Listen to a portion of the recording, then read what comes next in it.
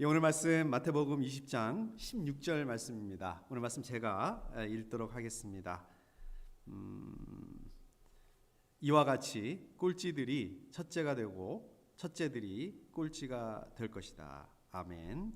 네, 감사합니다. 여러분들 2주 만에 또 이렇게 다시 뵙게 돼서 반갑습니다. 가문의 영광입니다. 잘들 지내셨죠? 며칠 전에 한두 주 정도 된 것 같네요. 우리 김만진 목사님, 한국에 계신 김만진 목사님하고 카톡으로 이렇게 컨택을 했었습니다. 수술 잘 받으시고 회복 중이라는 말씀 들었습니다. 아마 지금쯤이면 이제 거의 완전히 회복되지 않았을까, 회복되었으리라고 이렇게 믿고 있습니다. 지난번에는 2주 전에는 제가 시간 조절을 잘 못해서 설교 말씀을 너무 짧게 성의 없이 한 것 같아서 오늘은 말씀을 조금 더 이렇게 길게 준비를 했습니다. 자, 아무튼 오늘 말씀을 나눠보도록 하겠습니다. 오늘 말씀 제가 16절 말씀 한 절만 읽었는데 오늘 말씀은 1절부터 16절까지 이어지는 말씀입니다.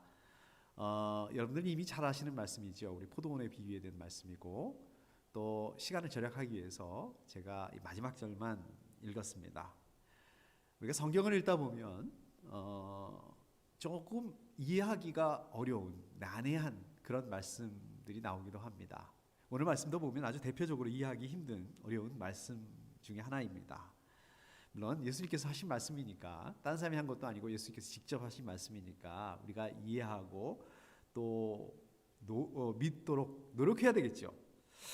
그래도 그렇지, 아무리 그래도 그렇지, 그 더운 날씨에 이스라엘 중동 얼마나 더운 날씨입니까? 더운 날씨에 하루 종일 일한 그 포도원에서 대학교에서 일한 사람하고 그냥 해지기 전에 1시간 전에 와서 일한 사람하고 똑같은 일당을 준다, 일당을 똑같이 쳐준다, 똑같이 대우를 해준다, 이게 말이 안 되죠. 그래서 이거에 대해서 항의하는 사람들에게 그 주인이 이렇게 얘기를 하죠. 내가 내 돈 가지고 내 마음대로 주겠다는데 당신들이 무슨 상관이냐. 결국 따지고 보면, 정리를 해보면, 한마디로 요약해보면 이 얘기예요. 이게 아무리 이해를 하려고 해도 솔직히 좀 이해가 어렵습니다. 거기다가 더 어려운 거는, 이해하기 더 어려운 것은 포도원 말씀이 끝나고 마지막 부분에 오늘 제가 읽은 부분 말씀, 꼴찌가 첫째가 되고 첫째가 꼴찌가 된다, 이 말씀합니다. 자, 비유니까 포도원의 맨 마지막으로 온 사람, 우리 꼴찌라고 생각을 해볼 수 있겠죠. 그 다음에 포도원에 아침 일찍 처음 온 사람, 이 사람을 뭐 첫째라고 이렇게 생각해 볼 수 있겠죠.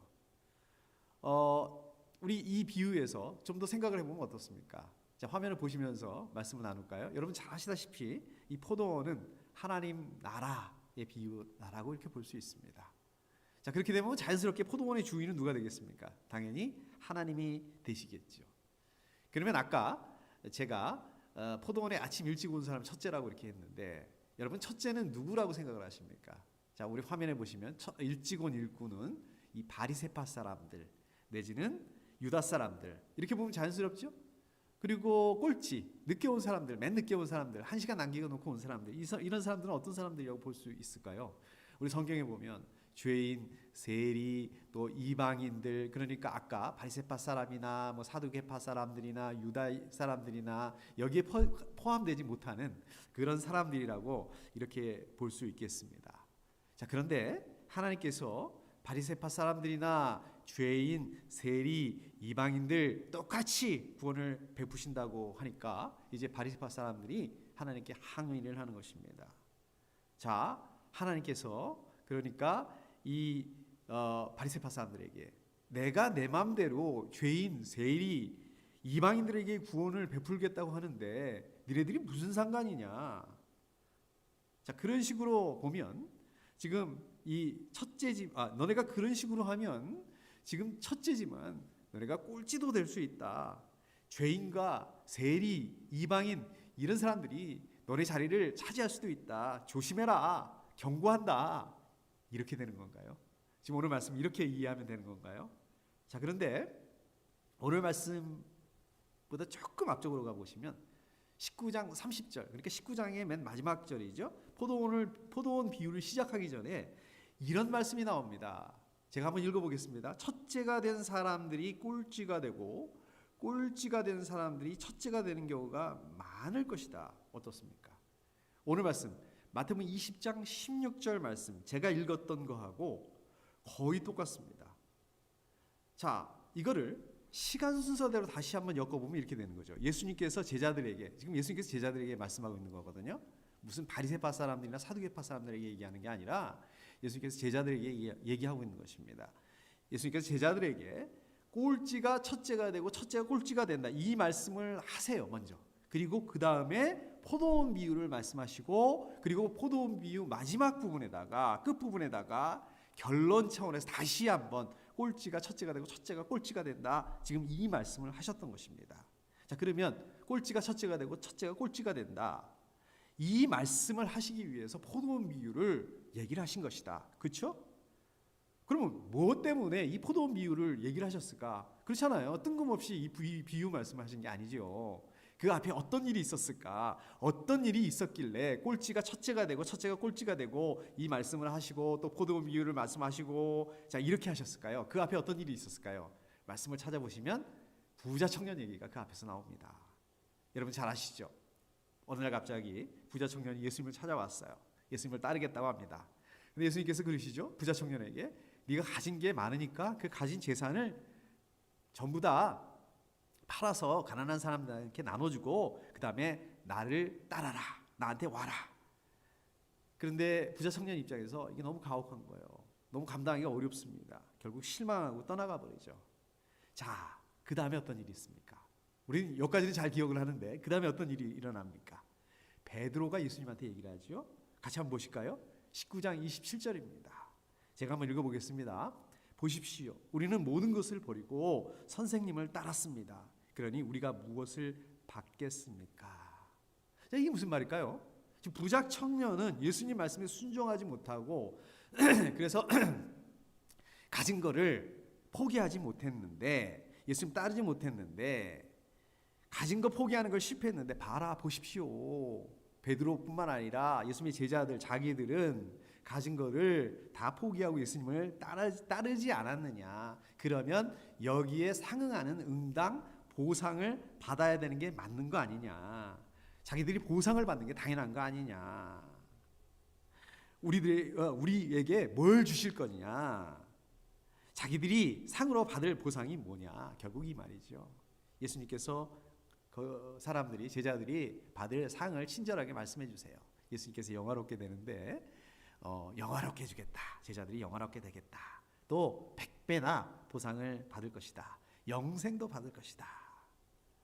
이 말씀을 하세요. 그리고 이 말씀에 이어서 첫째가 꼴찌가 되고 꼴찌가 첫째가 될 것이다. 이렇게 덧붙여서 말씀하십니다. 그리고 포도원 비유 끝나면서 다시 한번 꼴찌가 첫째가 되고 첫째가 꼴찌가 될 것이다. 모든 것을 버리고 예수님을 따랐는데 그 대가로 뭘 받겠느냐. 보십시오. 우리는 모든 것을 버리고 선생님을 따랐습니다. 그러니 우리가 무엇을 받겠습니까? 이 부분하고 마태복음 20장 10절 말씀인가요? 맨 처음에 와서 일을 한 사람이 은근히 좀 더 받으려니 하고 생각하였는데, 이렇게 불평하죠. 마지막에 온 이 사람들은 한 시간밖에 일하지 않았는데 찌는 더위에서 온종일 수고한 우리들과 똑같이 대화였습니다.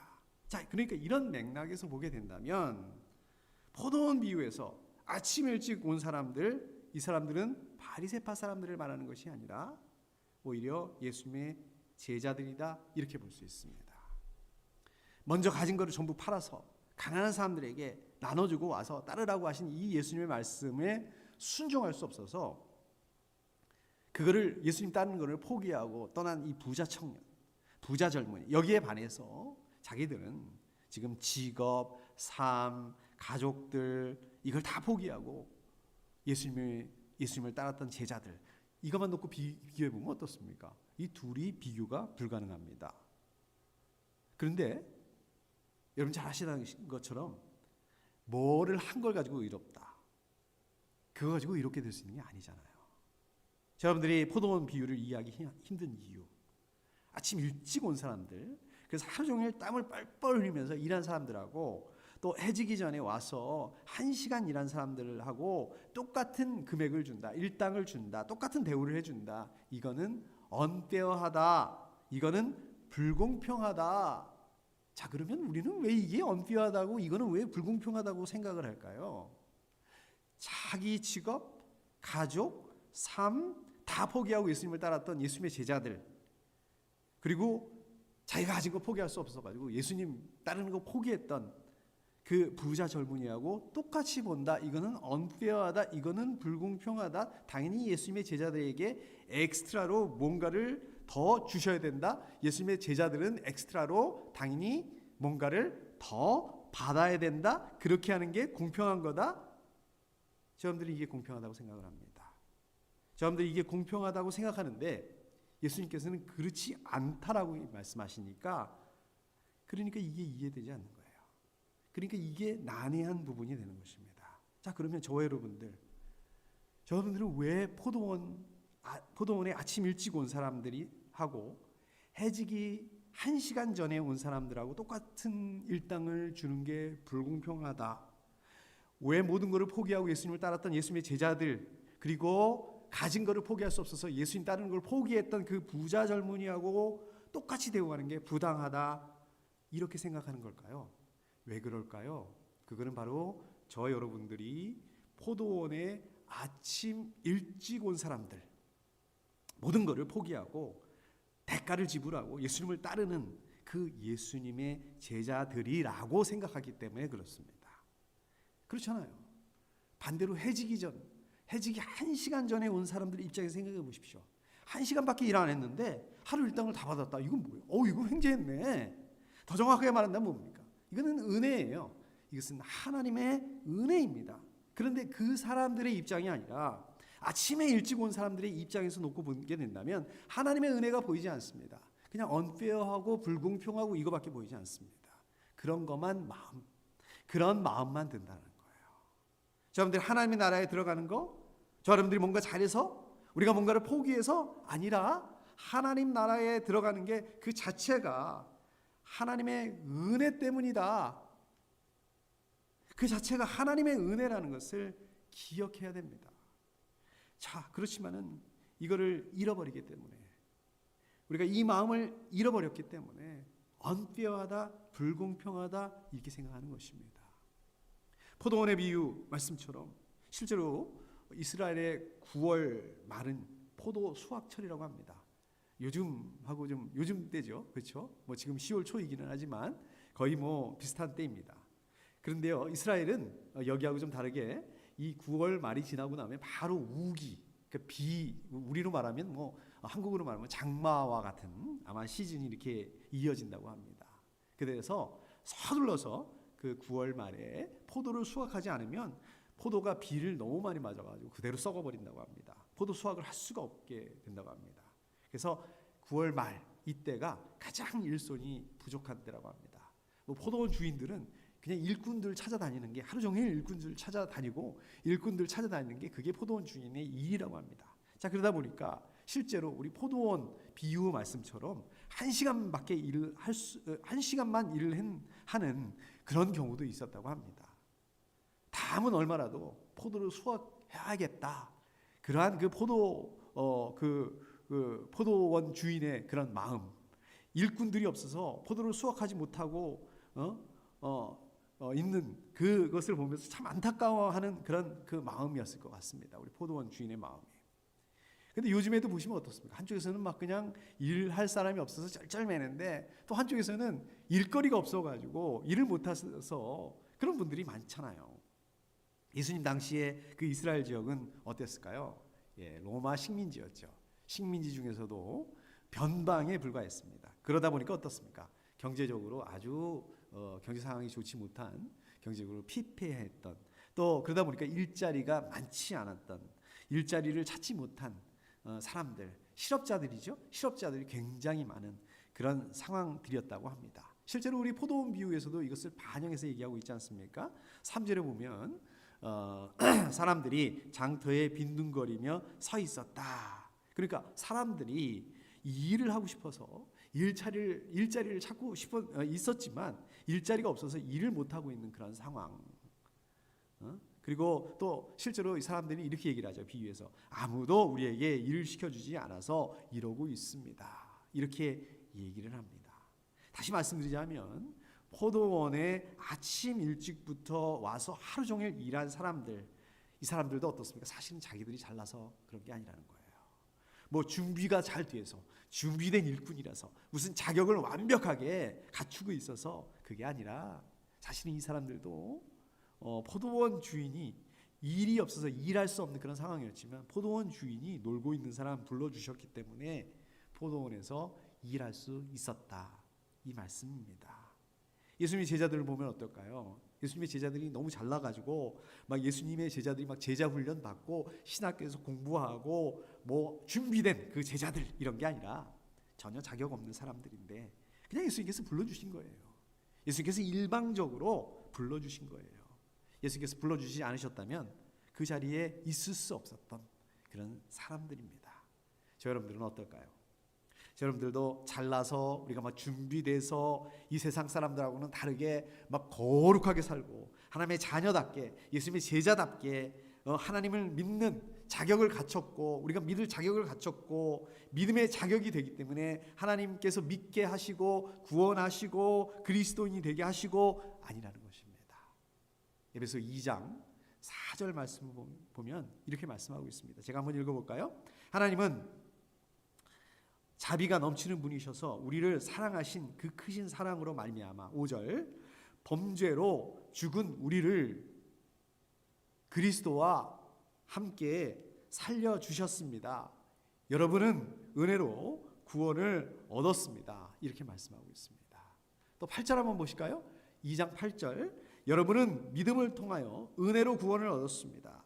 이것은 여러분에게서 난 것이 아니요 하나님의 선물입니다. 9절에 행위에서 난 것이 아닙니다. 그러므로 아무도 자랑할 수 없습니다. 자, 그러면 하나님 왜 이렇게 하셨는가? 10절에 보시니까 선한 일을 하게 하시려고 하나님께서 그리스도 예수 안에서 우리를 만드셨습니다. 왜 그랬다고요? 선한 일을 해서 구원을 받은 게 아니라 그러니까 무슨 자격이 있어서 하나님 나라에 들어가고 구원받고 그게 아니라 하나님의 은혜 때문에 하나님께서 값없이 주신 그 선물 때문에 구원받게 된 것이다. 하나님 나라에 들어가게 된 것이다. 그렇기 때문에 우리는 자랑할 수 없다. 오히려 반대로 어떻습니까? 우리가 구원받았기 때문에 이제 선한 일을 선한 삶을 살 수 있는 그런 능력을 갖게 하셨다. 그러니까 어떻습니까? 구원받은 하나님의 자녀로서 선한 일을 감당할 수 있어야 된다. 선한 삶을 살아야 된다. 이렇게 되는 것입니다. 이렇게 순서가 이렇게 되는 거예요. 자, 그런가 하면 두 번째로 저 여러분들이 다른 사람들과 비교할 때 저 여러분들이 비교하기 때문에 이거는 unfair하다. 이거는 불공평하다. 이렇게 생각되는 것입니다. 우리가 이렇게 생각하는 거예요. 다른 사람들하고 비교하는 그 자체가 잘못됐다라고 말씀드리는 게 아닙니다. 자, 이럴 수 있죠. 아, 참 저 사람 본받아야 되겠네. 저분은 내게 없는 정말 좋은 성품을 가지신 분이야. 이러면 얼마나 좋겠습니까? 이런 비교는 얼마나 좋습니까? 그런데 우리는 이런 비교는 잘 안 하는 것 같아요. 이런 비교 많이 하죠. 나는 그래도 저 정도는 아니야. 저 사람보다는 나는 낫지. 이게 문제라는 것입니다. 자, 실제로 누가복음 18장 11절에 보면 이렇게 말씀하고 있습니다. 나는 남의 것을 빼앗는 자나 불의한 자나 간음하는 자와 같은 다른 사람들과 같지 않으며 더구나 이 세리와는 같지 않습니다. 지금 바리새파 사람이 기도하는데 그냥 자기 혼자만 기도하면 되는데 옆에 있는 세리하고 비교하면서 기도해요. 세리보다 낫다. 실제로 종교적인 열심을 보면 어떻습니까? 바리새파 사람 또 우리 세리 비교할 수 없죠. 실제로 이렇게 기도하죠. 나는 일해에 2번씩 금식하고 내 모든 소득의 11조를 바칩니다. 정말이에요. 이 과장이 아닙니다. 이게 뭐 거짓말이 아니에요. 이 사람들 정말 이렇게 했습니다. 자, 근데 문제는 뭘까요? 그러면 예수님께서 왜 그렇게 바리새파 사람들 야단치셨을까요? 문제는 어느 방향을 향하고 있느냐. 예수님께서 바로 이거를 지적하셨던 것입니다. 자, 근데 세리를 한번 보십시오. 그런데 세리는 멀찍이 서서 하늘을 우러러 볼 엄두도 못 내고 가슴을 치며 하나님, 이 죄인에게 자비를 베풀어 주십시오 하고 말하였다. 세리는요, 자기 죄를 고백합니다. 하나님께 자비를 구해요. 은혜를 구합니다. 그러니까 어떻습니까? 바리새파 사람은 하나님의 은혜를 바라보고 있는 게 아니라 자기 자신의 의로움을 바라보고 있습니다. 그런데 세리를 보시면 자기 자신의 의가 아니라 의라고 할 것도 없으니까 하나님의 은혜를 바라보면서 하나님의 은혜를 구하고 있다는 것입니다. 종교적인 간격을 보게 된다면, 자, 하나님 여기 계십니다. 바리새파 사람이 여기 있어요. 이 간격, 세리 저 멀리 훨씬 더 가깝습니다. 그렇지만 바리새파 사람들은 어떻습니까? 가까운데 다른 데를 바라보고, 엉뚱한 데를 바라보고 있다는 거예요. 이게 문제라는 것입니다. 저 여러분들 어떻습니까? 저 여러분들 이렇게 비교하는 경우가 많습니다. 나는 그래도 저 정도는 아니다. 여기서 우리는 안정감을 갖게 됩니다. 여기서 자만에 빠지게 됩니다. 사탄이 바로 이 점을 노린다는 것입니다. 저 여러분들이 우리보다 못한 사람들하고 비교하고 또 거기서 안정감을 가질 때 사탄의 먹이가 될 수 있다는 것입니다. 자, 마지막 세 번째, 여러분들은 뭔가 특별한 사람들이다 이런 생각을 하기 때문에 이거는 unfair하다, 이거는 불공평하다 이렇게 생각을 한다는 거예요. 예수님의 제자들도 생각을 해보면 예수님을 따르기 위해서 생업도 포기하고 가족도 포기하고 자기들 삶을 완전히 헌신했습니다. 자, 그런데 예수님의 제자들이 이렇게 했던 거 진짜 의도가 뭐냐? 그러면 진짜 의도가 뭐냐? 이걸 따져보자고요. 이걸 따져본다면 사실은 순수한 의도 때문에 예수님을 따랐다기보다는 예수님을 어떻게 이해했습니까? 메시아 맞습니다. 메시아로 인정한 거 맞습니다. 그런데 정치적인 메시아, 예수님을 따라간다면 이거 정치적으로 한 자리 할 수 있겠구나. 이것 때문에 예수님을 따르고 또 예수님을 따르면 이거 이제 팔자를 고칠 수 있겠구나. 그렇기 때문에 일종의 자기들의 삶을 걸고 예수님을 따랐다. 다시 말하면 투자했다 이겁니다. 자, 이거를 그대로 이 모습을 우리 삶에 비춰보자고요. 적용해보자고요. 저 여러분들 왜 하나님 믿으세요? 왜 남들 다 쉬고 남들 다 놀러 가고 있는데 그거 포기하고 지금 예배 드린다고 이렇게 앉아 계세요? 여러분 주일날 비즈니스 가게 문 여시고 또 직장에서 일하시고 그럼 돈 더 벌 수 있잖아요. 재정적으로 도움이 되지 않습니까? 하나님 믿는다고 예배 드린다고 왜 이렇게 앉아 계십니까? 하나님 믿으면 복 받는다고 하니까, 하나님 믿으면 물질적으로 축복도 받고 또 건강도 얻을 수 있고 아이들도 공부 잘하고 또 성공할 수 있고 좋은 직장도 갈 수 있고, 정말 이렇게 생각하고 그리고 하나님 믿는다면, 예배 드리신다고 한다면 이거는 예수님의 제자들이 정말 한 자리 차지하기 위해서 팔자 고치기 위해서 예수님을 따라다녔던 거하고 똑같은 그런 상황인 것입니다. 제자들 사실 이런 속마음에도 불구하고 겉으로는 어떻습니까? 제가 하나님 위해서 이것도 포기하고 저것도 포기하고 하나님 위해서 뭔가 한다고 생각을 했습니다. 그렇게 얘기를 했습니다. 자기들은 그런 사람들이다. 자기들은 특별한 사람들이다. 그래서 자기들은 다른 사람들하고 다르다. 다른 부류다. 저 여러분들도 그리스도인으로서 다른 사람하고 다르다. 다른 부류다라고 생각을 한다면 감사가 아니라 불만이 나올 수밖에 없게 된다는 거예요. unfair하다 이런 생각을 가질 수밖에 없다는 거예요. 말씀 정리하도록 하겠습니다. 제가 제 친구한테 들은 이야기입니다. 이스라엘에 가보시면요, 이스라엘 예루살렘에 가보시면 이제 예수님께서 이제 부활하셨잖아요. 그 부활하신 부활이 아니라 승천하셨잖아요. 그 승천하신 곳이 바로 여기다라고 주장하는 곳이 3군데나 된다고 합니다. 무려 3군데나 된다고 합니다. 어디가 진짜인지 아무도 모르지요. 근데 이제 그 중에 한 군데에 교회가 세워졌다고 합니다. 교회가 있다고 합니다. 여러분 잘 아시는 것처럼 요즘에 예루살렘은 그 팔레스타인 지역에 속해 있잖아요. 자, 그러다 보니까 그 교회는 이제 팔레스타인 사람들도 있고 또 아랍계 사람들도 있고 또 물론 그 유대인들인데 이제 그리스도인이 된 그러한 그 사람들도 있고 이런 사람들이 이렇게 다양한 사람들이 모여 있다고 합니다. 그런데 한 번은 그 교회에서 특별 집회가 있었다고 합니다. 강사로 아랍계 목사님께서 오셔서 말씀을 전했다고 합니다. 근데 이 강사 목사님이 자기 자신을 그렇게 소개했다고 그래요. 이스마엘 후손이다. 나는 이스마엘 후손이다. 이렇게 소개했다고 합니다. 여러분 잘 아시죠? 아브라함 또 하갈 사이에서 태어난 아브라함의 아들이자 이삭의 이복형 이스마엘. 네. 그래서 이 강사 목사님이 그 얘기를 했다고 합니다. 유대 사람들만 아브라함의 자손이 아니라 이스마엘 후손들도 아브라함의 자손이다. 자, 그렇기 때문에 결국 유대인과 또 그 이스마엘 후손들을 한 형제다. 이렇게 형제 자매다. 이렇게 이야기를 했다고 합니다. 하나님께서 유대인들만 사랑한 게 아니라 이스마엘과 또 이스마엘 후손들도 사랑하셨다. 굳이 따지고 보면 이스마엘 후손이 유대인들보다 엘더 브라더인데 그 손위인데 그래서 자기들이 먼저 유대인들을 사랑했어야 되는데 그렇게 하지 못하고 적대 관계를 갖게 됐다. 용서를 구한다. 유대인들에게 용서를 구한다.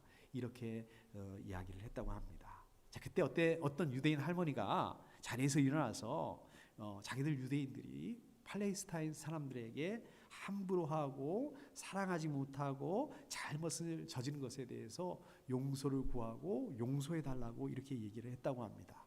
자, 그러자 그 집회에 성령님께서 강하게 역사하셔서 그 모든 유대인들, 팔레스타인 사람들, 또 아랍 사람들이 서로 용서를 구하고 용서하고 서로 부둥켜 안는 역사가 일어났다고 합니다. 여러분들이 우리 믿는 그리스도인들이 하나님으로부터 값없이 받은 그 은혜를 기억을 하게 된다면 우리가 그 은혜 때문에 지금 이 자리에 있다는 것을 기억하게 된다면 어느 누가 아침 일찍 와서 더운 날씨 하루 종일 일했는데 1시간 일한 사람하고 똑같은 대우를 받아야 돼. 왜 내가 그런 대우를 받아야 돼? 모든 것을 다 포기하고 예수님을 따랐는데 어떻게 저 사람하고 똑같은 취급을 받을 수 있을까? 하나님 어떻게 저 사람하고 나하고 똑같은 취급을 하실 수 있을까? 이거는 unfair해. 이거는 불공평해. 이럴 수 없다는 것입니다. 여러분들을 아침 일찍 포도원에 나와서 일한 일꾼으로서 권리를 주장하는 게 아니라 여러분들이 얼마나 해지기 전 1시간 전에 포도원에 오게 된 그 일꾼에 불과하다는 그 사실을 깨닫게 되었을 때 여러분 하나님께 감사하지 않을 수 없게 된다는 것입니다. 이번 한 주간 하나님의 은혜 안에서 하나님의 은혜를 나누실 수 있는 여러분들 되실 수 있기를 축복합니다. 함께 기도하겠습니다. 우리 좀 오늘 말씀 좀 기억하시면서 함께 여러분들의 목소리로 함께 좀 통성으로 기도하는 시간 갖도록 하겠습니다. 기도하겠습니다.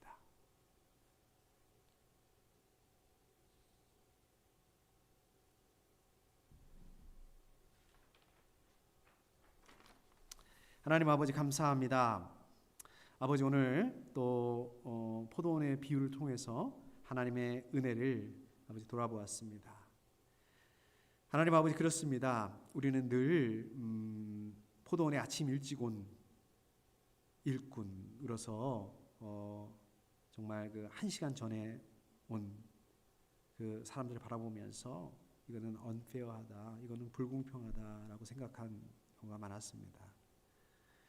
우리는 마치 우리의 모든 것들을 포기하고 예수님을 따랐던 그 제자들이 정말 그 더 엑스트라로 받을 것을 요구했던 것처럼 그것이 너무 당연하다고 생각했던 것처럼 아버지 우리는 또 그러한 그 마음을 가지고 우리가 신앙생활을 하면서 하나님의 은혜를 오히려 잃어버렸던 것이 아닌가.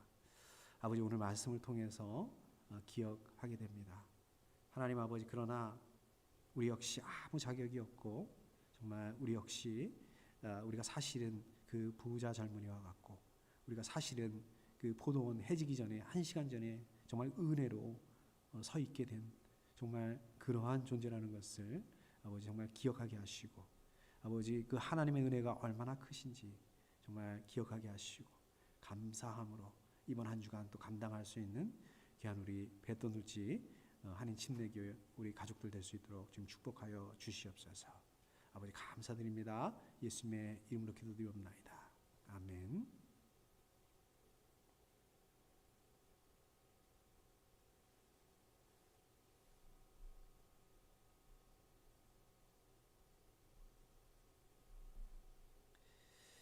예, 감사합니다. 이제 우리 드린 헌금 위해서 함께 기도하도록 하겠습니다. 하나님 아버지 감사합니다. 아버지 우리 귀한 뱃돈우치 우리 한인 침례교회 우리 가족들 하나님 사랑해 주셔서 하나님 감사합니다. 하나님 또 이 어려운 시간 가운데 하나님 주님께서 인도하셔서 아버지 시간들 잘 감당하고 지나갈 수 있게 하셔서 감사합니다. 하나님 아버지 무엇보다도 우리 김만진 목사님 또 수술 잘 마치고 회복할 수 있게 해서 하나님 감사합니다.